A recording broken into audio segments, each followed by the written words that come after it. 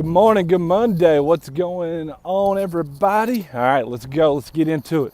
We've been talking about doctrine for about a week or two now. I think we should finish it up sometime this week, if not the early next week. If you want to know what a doctrine is, check out one of the earlier videos where I go into it a little more detail. But essentially, what I mean by doctrine, talking Christian-wise, it's the fundamental beliefs that if you don't hold to these beliefs, you're not Christian anymore. And I've said this before, that's not being legalistic or dogmatic or strict or narrow-minded. That's just the way things are. If you remove certain elements of things, they no longer are those things. A stop sign, it has to have certain things to be a stop sign, or it's no longer that. Maybe you can take the word stop off and still have a red octagon, hang it up where cars should stop. That might still be a stop sign, but if you turn it triangle and yellow, that's not a stop sign anymore. That's not legalistic or narrow-minded. Things are what they are at their base. And so doctrine is just the term we use for the belief part of that aspect in Christianity and really all religion. But the one we're talking about today is a good one, and it's a big one. Fancy words, the Incarnation. And all that means really is that the God of Christianity, our God, came down to us. He didn't send rules and regulations for us to come to Him.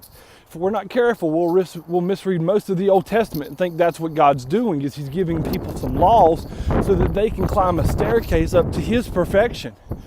But God totally rips apart that idea in John 1:1 and in John chapter 1 when He talks about Jesus coming into man. The God of the universe cared about you, cared about me so much that knowing we could never measure to Him, He came down and was made low for us.